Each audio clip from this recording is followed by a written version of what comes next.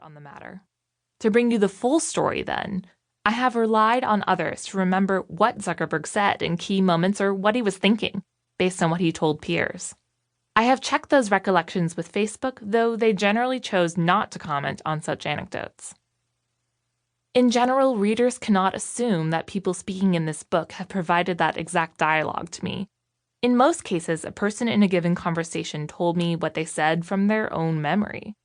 But sometimes others have remembered the details better.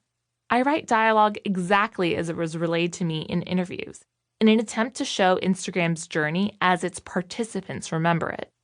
But my sources, even those who remember their own thoughts and words, may remember them in a simplified form, or incorrectly, or in a way that contradicts other sources, because the Instagram story takes place over 10 years.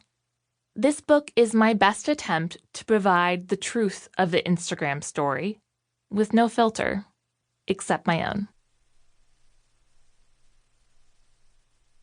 Introduction. The Ultimate Influencer. In Sao Paulo, Brazil, there is an open-air gallery of street art called Beco do Batman, or Batman's Alley.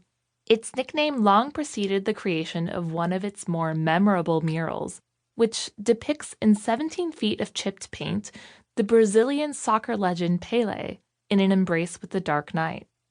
We only know it's Pelé because of the number 10 jersey with his name. Otherwise, he is facing away, cheek pressed up against Batman's mask, perhaps giving a kiss or telling a secret, while Batman's hand grazes Pelé's lower back. On a Saturday in March, a young woman stands in front of the mural, about the height of the number on Pelé's jersey. She looks intentionally casual, in sunglasses, red sneakers, and a loose white top. Her friend snaps images of her smiling, and then a few more of her with a contemplative, distant stare. They move on to the next mural and the next, waiting patiently for a turn with the more popular backdrops. Dozens of others are doing the same, including 3 soon-to-be moms in crop tops who have friends along to document the size of their baby bulges in front of a surreal purple orchid.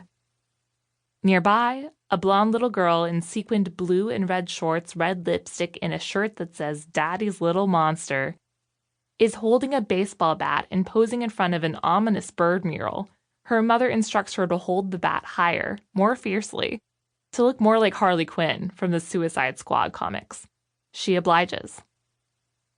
Along the curve of the alley, vendors take advantage of the crowd, selling beer and jewelry.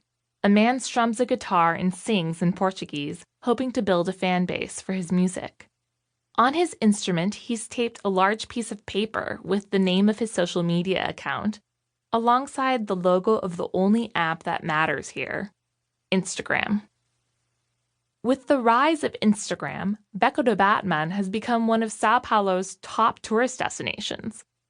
Via the vacation rental site Airbnb, various vendors charge about $40 per person to provide 2 hours of personal paparazzi in the alley, taking high-quality pictures of people to post on Instagram.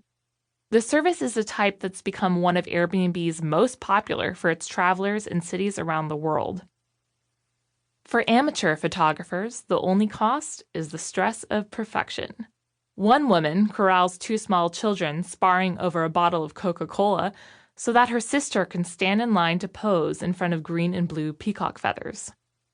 The teenager who just had her turn with the peacock gets angry with her companion for wasting it by snapping an unflattering angle. But nobody photographs the photographers. On Instagram, the polished images become the reality, driving more and more visitors to this place. I came to the alley on a recommendation from a man named Gabriel, whom I happened to sit next to at a sushi bar my first night in Brazil. My Portuguese language skills were so poor that he stepped in to translate for the restaurant workers. I explained that I was on a journey to understand more about Instagram and its impact on culture around the world. As we talked, and as the chef delivered bites of sashimi and nigiri, Gabriel photographed each dish to post on his Instagram story, while lamenting that his friends were so obsessed with sharing their lives, he wasn't sure if they were actually living them. Each month, more than 1 billion of us